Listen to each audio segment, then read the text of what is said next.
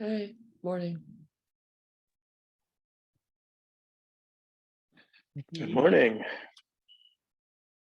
Happy Easter Eve, if that's such a thing.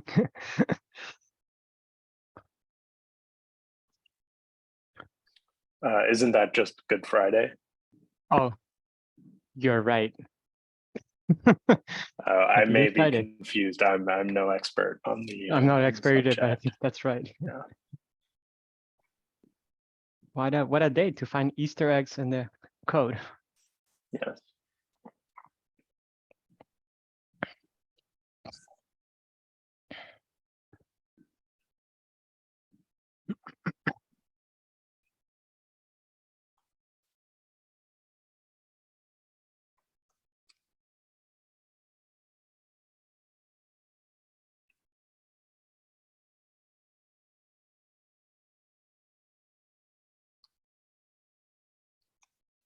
Hey everyone. I'm going to put a link to this doc on our private active chain issues. This thing is lost. Or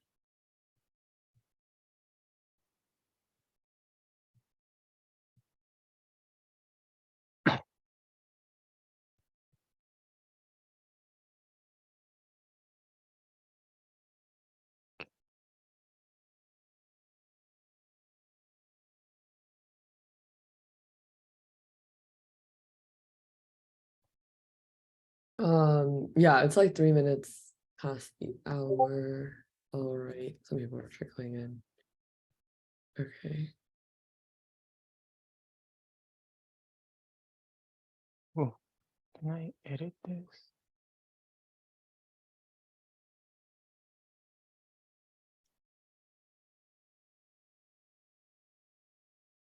Anyway, I can get edit access so I can add some things.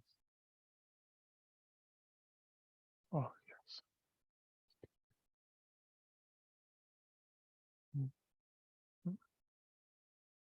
Cool. I think let's get started. Okay, so basically I just shared a doc right now in the chat, where we can just kind of put our thoughts in. So basically in the proposal, we have 3 different proposals. And so Actually, Jesse- before we get into that, Pavitra, has everyone had a chance to read through the PDF Oh, that is that's attached in the invite? I read it. Yes. Okay. great. Yeah. All right. Sorry. Yeah. No, Go that's ahead. a great question. I just really assumed that people did that. Cool. So yeah, there's 3 proposals in it. And basically Jesse Sasso, who prepared the report for us, gave us a few questions that he thought it would be productive for us to like have answers to. And then we can kind of give him that feedback. And then once we do, we can meet with him as soon as possible, probably Monday. So my plan is we have answers to these by the end of today, and then I can send that over to him. Great. So did someone link that? Oh, that's so nice. Sorry, Oh. I might be ignorant, but who's Jesse? Is that the new security? Jesse is the No, Peter Jesse Thiel of Soslow. Ah. Jesse Soslow is like he was the former head of legal here at Puro, Oh, Legal okay. and People Ops, and is yeah. also can be credited for the original idea behind POX actually. Oh, Yeah, Yeah. math plus law. I mean, to me, it's Red Peter Thiel. now I understand the disappointment. Yeah, well, he'll be on the next one. It just he wanted it to be like, Yeah. productive. So we're gonna have Need this to- all first. Okay. Need to be efficient with his time. He seems Right, like a right, pretty yeah. busy person. So yeah, that's why we're having this meeting first. Great. I'm trying to think about a good format. So because everyone has already read it, I don't think we necessarily need to spend time going deeply into the solutions. Is that the right assessment, or do people think that would be useful? Yeah, I think that's probably correct. Like, I think we could probably try to answer these 5 Mhm. questions, and Mhm. then if there's anything else that people want to talk about beyond those, then Fantastic. we can do that. Otherwise, Great, let's do that. Okay, so question one, we'll just go through the questions then. Does this part one analysis make sense, and are there any significant errors? Oh, thank you for sharing, Igor. Anyone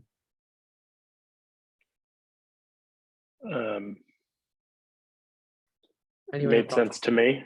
Yeah, it was pretty clear actually. Yeah. I wish it had been a forums post because it was so clear. But, Great. Well, I The also same makes sense. I don't know if I can point any significant errors, but it's also the case of, at least in my case, I don't know what I don't know. So if there are like other yeah, aspects of the analysis that are not covered here, I just wouldn't know them. it's true. Yeah, I agree. Like, it's hard to say that it was comprehensive. But it's certainly deeper than the analysis that I would have done. So I have no Correct. complaints. Yeah, Yeah. yeah. I think we can maybe tackle the comprehensive part like later. Yeah. Because like I feel like that's a slightly different question. Yeah. Yeah. Okay, cool. So then, are there any adaptations on the proposed solutions we should consider? That's more of a So one question I had, which is, I don't know if it falls under any of these listed questions sure. Yeah. precisely, but I think one or more of these proposals potentially have an impact on the Coinbase issuance schedule and possibly the overall token supply. Like, is that a constraint that we want to place on the solution space here? That we don't want to make changes to the token supply, or that the emission schedule should not change significantly? Like, is that a factor at all, or is that an orthogonal consideration? I was thinking that in a way we're already doing that by allowing blocks not to be mined. In a way, we are changing the token schedule there already by like either full. I'm not full sure issuance what you mean by or- that. I mean, we even today, like, there are blocks that have no sortations in them. Yeah, but it's maybe, but we could be increasing that rate, right? By putting minimal Right, bid but requirements in there. sure, but the issuance schedule is in the terms of, at least currently, is I think in terms of Bitcoin blocks, not stacks blocks, right? So right. because at the end, Right, people you're care right. about Yeah. real time. They care about the schedule based on real time. Right, not and today virtual. we roll over the Coinbase, right? If there is a missortation. I think Yes, yeah. but not if there's forks. So Okay. yeah, so like the And fork that rate wasn't actually clear impacts. here. Actually, it token wasn't clear issuance. that I missed one of these missed blocks, even with MBR. I'm assuming we would just throw away that. We wouldn't roll over. So that in a way we're changing the schedule already. And so if we're already doing it, why don't we just get more creative and maybe do something smoother rather than 0 or nothing? Yeah, I do think that, yeah, it's a question we probably should have an answer to about like what's kind of the limits of how much the schedule can change. I mean, I think that there's like sort of language in the original like token paper about how like changes to the issuance of tokens require SIPs and things like that. But yeah, We also gotta weigh the kind of how difficult it will be to pass this, right? Since we want to do a swift pass, because if it doesn't pass by Memorial Day, then we'll have the summer effect. I don't know how much. Yeah. Well, maybe let's tackle that separately. I don't Yeah, want to sure. hijack this conversation with the feasibility of implementation. So I think this can actually fall under this part. Are there key questions?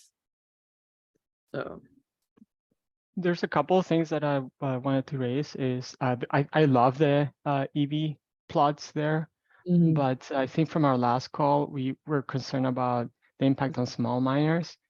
I would like to see the EV plots add the EV curves for a small mine, for small miners and overlaid, right? I don't know if that makes sense. No, that makes a ton of sense. I think that's agreed. Yeah. and maybe 4 large miners. So we had like 3 different kind of users: MEV miner, small miner, big miner. I want to see kind of what is their current EV, and then what would be their next EV. So maybe also like a baseline analysis, like baseline EV plot. Like, I mean, it might be trivial, but I think it's good for comparison how things change, right?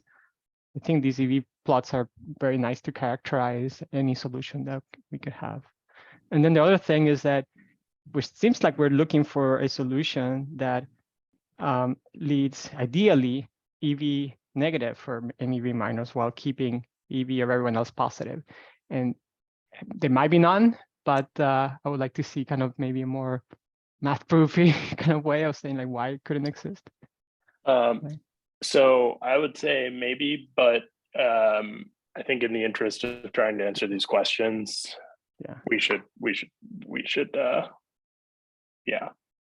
come back to other questions at the end of the call. Yeah, all I'm saying is that here's like if we know that it won't be the case, then we can just say like there's probably no better solution to it, and we can stop, right? Looking for that's kind of right. Again, that's I all think we should talk about it at the end of the call. Okay, sorry. Okay. Yeah, because otherwise I don't think we're gonna get through this. Sorry. Great. Okay. 2, are there any adaptations on the proposed solutions? Like mild modifications to any of the 3 ones that seem interesting? None immediately occurred to me. That all of the proposed solutions were somewhat parameterized, which allowed some variation on them, but there didn't seem any obvious adaptations. Okay. Would we consider kind of combinations of these potentially, where we can superimpose these curves, or? Yeah.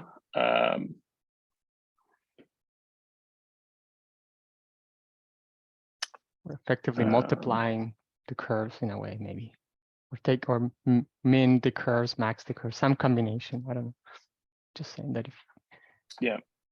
But I think that number 1 could be combined with either 2 or 3, probably.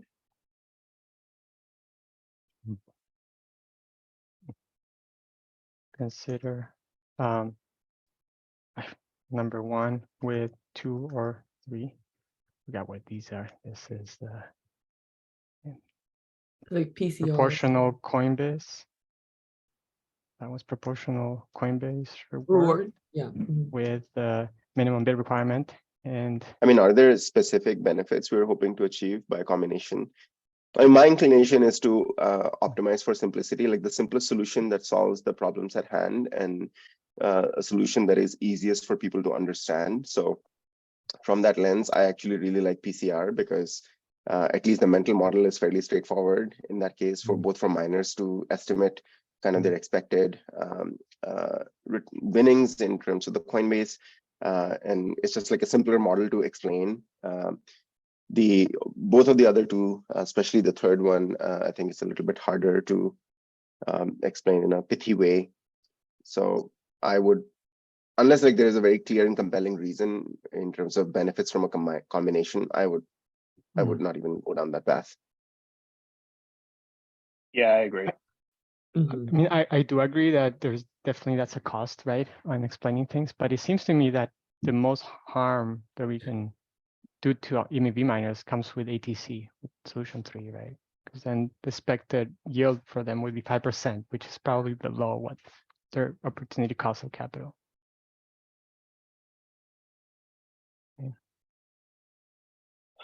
Yeah, I agree. I think that the 2 solutions that we should be analyzing further are probably PCR and ATC. Because like I kind of agree with the analysis in the draft paper that PCR doesn't prevent miners from excluding, like Bitcoin miners from excluding block commits in their Bitcoin block and doing so profitably. Right.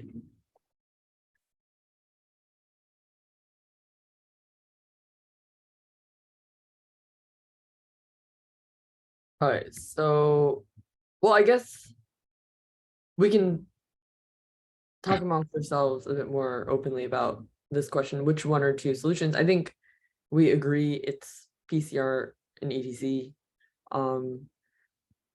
But I guess between the two of them, do people have thoughts leaning one way or the other?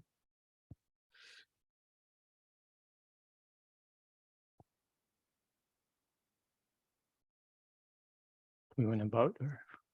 I just kind of mean Yeah, open or- thoughts, or- but we can, I don't know. Mm, I would say that I'm like a little bit more positively inclined to ATC Okay. for this reason. I agree. I think it's not too much complicated and it causes the most harm, I think, for me. So we have to know. And then the Walker you lean on, you're leaning PCR. Right, but this question is just asking for further analysis. And I would say, Yeah. unless Well, we're limited by cost Right, or I'm time. just taking notes in a bad place. Yeah. I see, I can- see, I see, okay. Yeah, here, let's do this. Then maybe the decision is that we should drop MBR then and focus on PCR and ATC going forward. Is that I think that's definitely, well, I mean, I think that's definitely the move. okay? So I think what I'm trying to think is that are we still having divergent thinking? Do we want to think of more things, or do you think we have enough kind of brainstorms that now we need to Well, converge? Well, Okay. what I mean is more like, okay, so I guess what I'm trying to gather is input on like what we want the solution space to be constrained to, right? So then I can give that as feedback. So for example, there's PCR and ATC are different are quite different, I think, right? So like ATC, you can miss sortition, right? Which is undesirable in general, but it also prevents miners from being incentivized from dropping equipment. So there is definitely a trade-off here. And so like we can kind of signal to him what kind of trade-offs we prefer, if that makes sense. Yeah. We the right people to be making this call. Huh?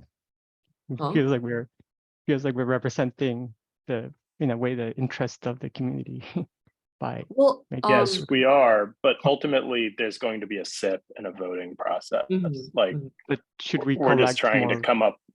recommendation for the okay.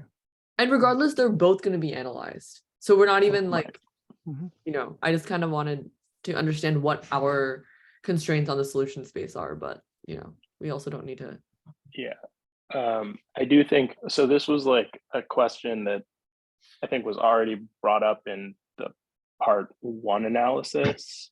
So I'm not sure that we need to specifically highlight it as a key question, but like I think a big thing to think about is just like what do any of these solutions or how do any of these solutions impact sort of current honest miners or like small honest miners. Right.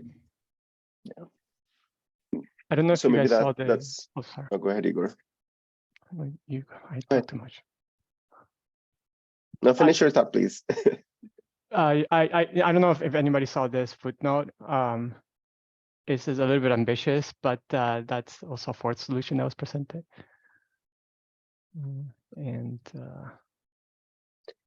Yeah, I mean, as the footnote, I think recognizes this is a much bigger undertaking and therefore longer term consideration. yeah, I was going to say in terms of the taxonomy for miners, maybe I've heard a couple of times in this call kind of this notion of small honest miners or longer tail of honest miners.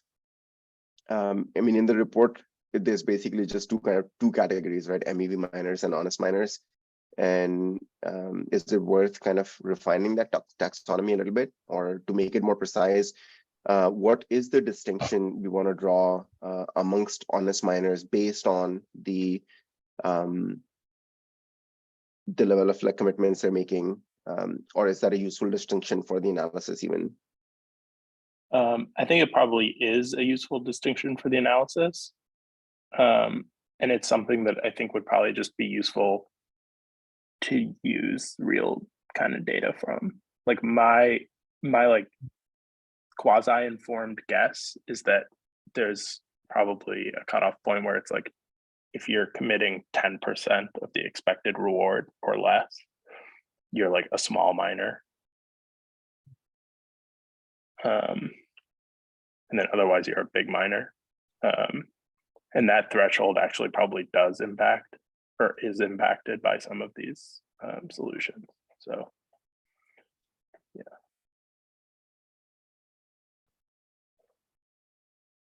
Yeah, so maybe refine honest miners into honest large and honest small. Mhm.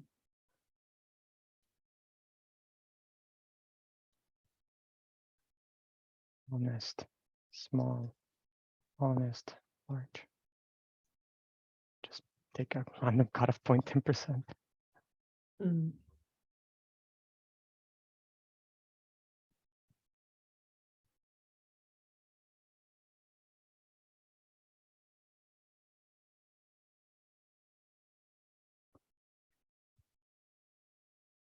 Oh, and also like, yeah, I'll just copy if you guys think that, I don't think this would be much work, but like just see the baseline. And, yeah.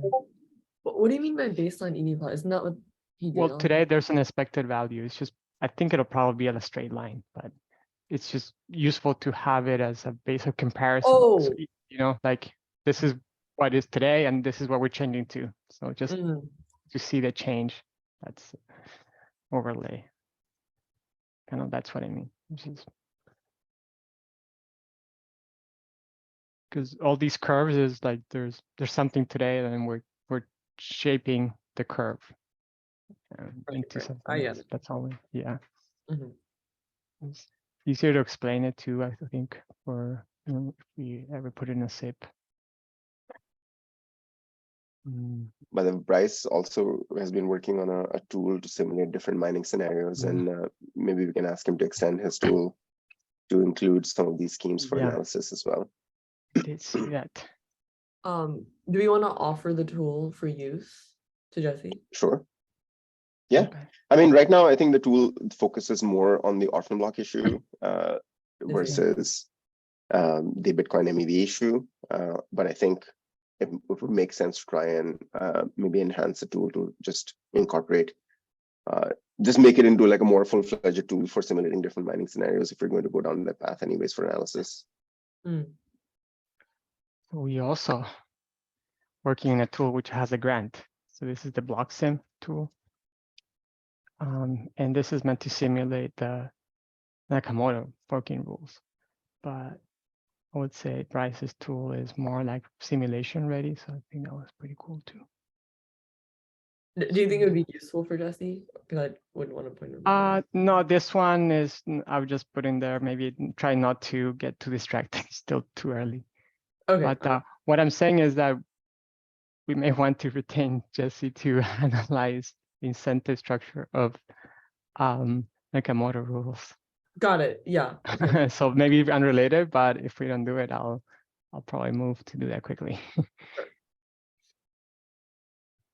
I hope he's available.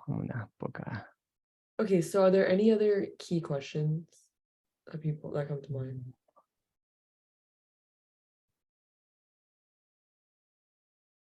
For me, I think it would make sense if there was a bit of a like a long-term view of how profitability can change over time, as opposed to like a static analysis. You know. Say more, Pavitra, like what factors over time would we want the analysis to incorporate? Okay, so what I'm thinking is, like for example, if you kind of start with a few small honest miners, few honest large, few MEV or whatever, it's possible that the MEV miners, by adopting a certain strategy, or even the honest large miners, could make mining unprofitable completely to honest small miners, in which case they would drop off the network and there would be like more large miners, right? So that's what I mean, like more of a dynamic analysis of what happens over time. I think he did a little bit of that where he said like this is what will happen, but maybe like this is a bit how the more miners will explicit. react. but Yeah. yeah, more in depth. Yeah, I said Like like a the game modeling. theory, probably like a game theory. Yeah, that's analysis what I of said what's here. the- The game theoretic Yeah. analysis. I agree with that, because otherwise we might be doing this many times, but we want to get to the stable game theory, I would say, strategy, and not, Right. yeah, not just do this cat and mouse game. And then we have to do one sit for this. Yeah, that's a good call. Another maybe question or consideration, and this is more a practical issue. I mean, our capacity to, and by our, I mean sort of the ecosystem's capacity to make consensus changes is fairly limited. And earlier in the year, there were other sort of mining related issues that had come up, in particular around supporting, how many miners can this protocol currently support in a way that is profitable. The discussion sort of tangentially alludes to some of this. I think that if we are contemplating any change to mining, we should try and fold some of these other problems in as well, because we're not going to be able to make that many more changes. And so I think in an ideal world, whatever changes we make would also address the question around, supporting a longer tail of miners and just a healthier mining population overall. Right, so this is like the discussion around dust mining that had come up in the past, or other similar kind of things. So possibly the way we could phrase that is as like another desirable property, right, of like the solution. Like we Yeah, would and in like- some ways I think PCR actually addresses it, or I Mhm. think it does. But yeah, So- might be property or like a desired outcome. Yeah. Do you encourage think that's too ambitious to land? It seems like dust mining has been topic for a long time. Do you think that we could just very quickly wrap this into, or I guess have it as a consideration, you mean? Or Go ahead, Aaron. I do think that it's like worth serious consideration. Like if we just look at what is kind of impacting miners, especially right now, I think that the sense that I get is that they're more impacted by other things actually than Bitcoin MEV.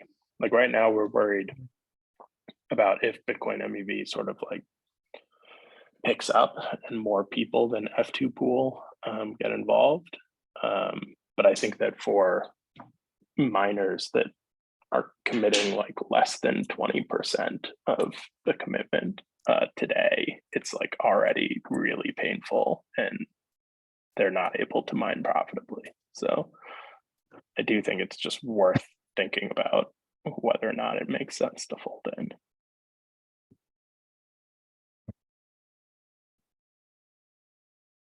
I mean, you could also argue that probably a equally or bigger problem is the stacks fork issue, which it appears is not consensus critical and more about potentially connectivity. So Right. mm, Yeah. I invited Mark just to follow along.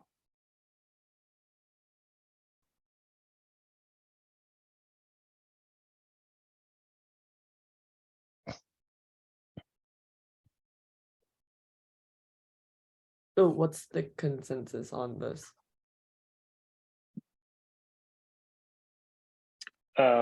I'm not sure that it makes sense to try to get Jesse to focus on both of these problems right now.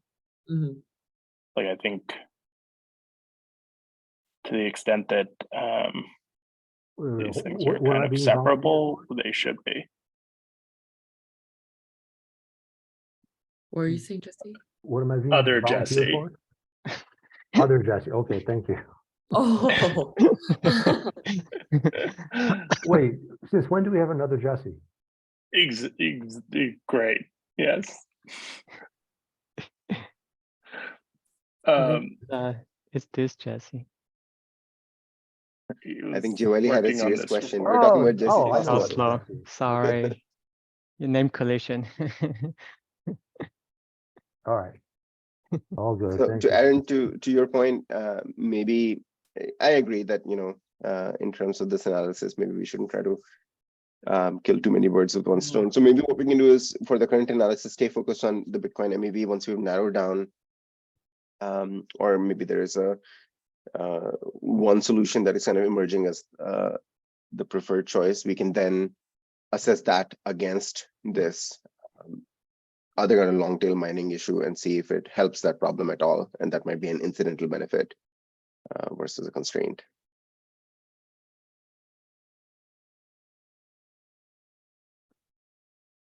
Okay. I think we all tend to overestimate what we can do, and we need to be more conservative about what I can actually do. It's, Right. yeah. Okay, cool. So yeah, but so the general desired property is like minor decentralization, etc. Okay, cool. We can kind of at least again, we're asking him to like already distinguish, you know, make a distinction between like honest small and honest large. So I feel like this will be kind of a natural part of the analysis, to be honest. Great. Something when we say minor decentralization, I don't think that's very well defined, because if that means adding a lot of small miners, well, that's more about the perception of decentralization, but in reality, I think what it means is to have a lower Gini index, right? I think that's what, along the lines of what Maddie did in his report. But anyway, that's just how, it's not just about increasing the number of small miners, but it's making sure that also there's not a lot of large miners, so that the distribution is flatter and not kind of, you know, skewed a lot to big miners and small miners, because then the aggregate of all small miners would still get a lower share of mining, right? I think that's how I see it, but that's a bigger conversation. Right. So okay, but do you think it's worth making that language like explicit in answering this question for him?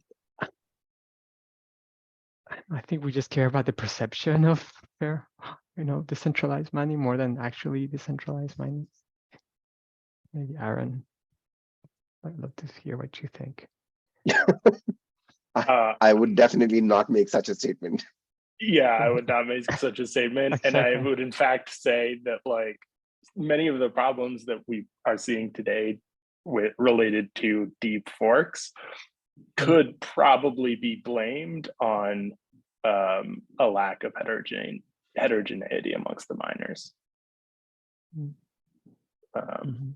So yeah. Question about the forks. How deep are the forks these days? Like how It many seems like blocks? it seems like about once a week there is a reorg that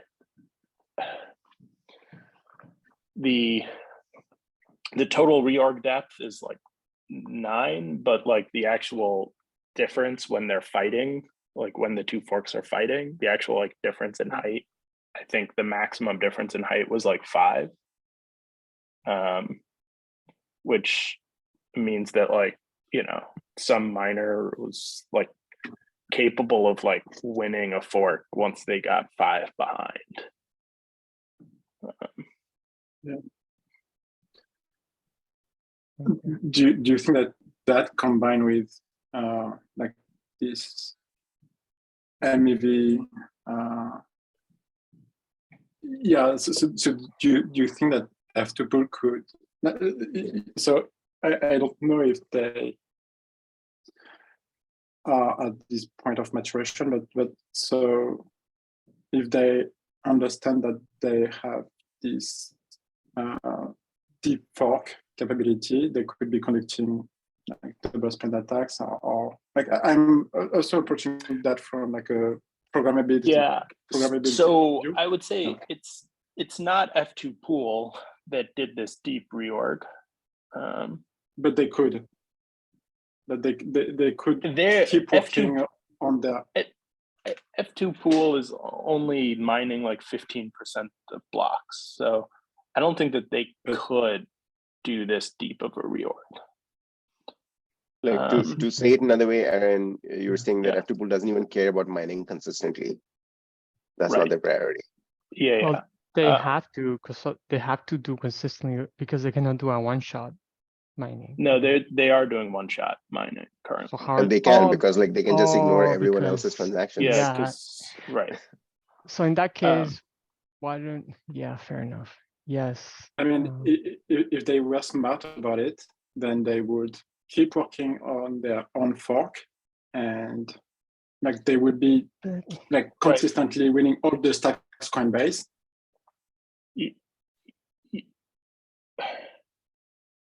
Yes, but that's so we are seeing behavior close to that, but it's not F2 pool. It's this other suspected mining coalition. I see. But what is the point you're trying to make, Ludo? Yeah. So the point I'm trying to make is, should we increase the priority of fixing this foundation blockchain can fork? Yeah, like yes, blockchain can fork, but at some point we have exchange down the line trying to like trade tokens between multiple chains, and like we need some sort of finality or something.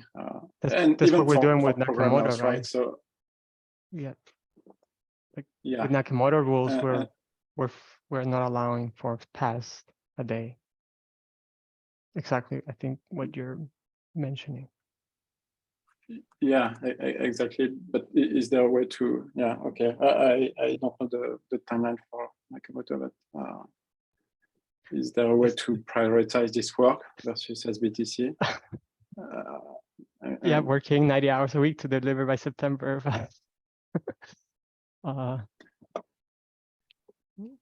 So just to make sure I understand correctly, Ludo, you're saying that is it worth the question you're raising? Is it worth just pulling out change in forking behavior and finality ahead of sort of overall SBTC related changes? Is that what you're saying? So the last, I'm not too familiar with the roadmap on SBTC, but of Nakamoto, sorry, but like it looks like all the demos or the big focus is about plug in, plug out, and I wonder if addressing that could help us save the chain from an attack. That would be, I think one reason why we're delaying this is because we're waiting for Jude to come back. But I think you raised a great point that perhaps we should flip priority. Because we thought that finality rules for Nakamoto would be useful only for XBTC, but you're pointing out that it could also be useful for these other things, which I think it's a great point.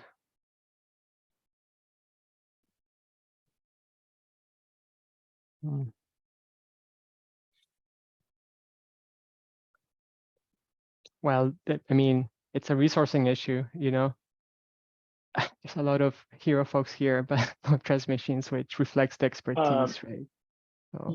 Yeah, I mean, I think there's also just, I mean, there's a little bit of a question of like how much this particular challenge is solvable. Like, yes, blockchains fork, but they fork because in cases like this, they sort of need to be able to. And even Nakamoto rules wouldn't materially alter this because the Nakamoto rules, like there's only finality after a day, not we're talking about 10 blocks. We do have pseudo finality after 6 blocks with frozen stuff, but I mean, right. Yeah, like there's no way we're gonna land this in 2 months. Like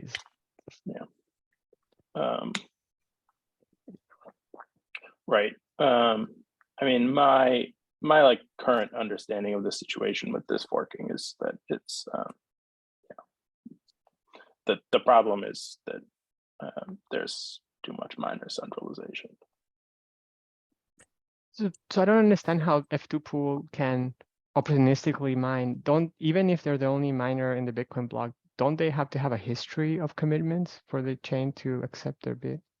No, they just get scored down to 1. Like Oh, well, as if can they we make committed that a to- 0? Yes, we could, but it will increase the number of missed sortations. Should that be another metric that we should track? Missed sortations in the analysis? I think that it's already tracked in the analysis. Oh, I think it's not a bad idea to make that explicit. I think that's a Yeah. good. it wasn't, maybe it was, but maybe not as kind of like. Yeah, it wasn't plot or so. graph. Yeah. Yeah, because that's something that we care about, and I think it maybe should be more. It was mentioned, but not on like a plot or something like that, or like a graph. Maybe yeah, maybe that's what we need is another short side-to-side comparison of the solutions. Maybe like but it was done a little bit big.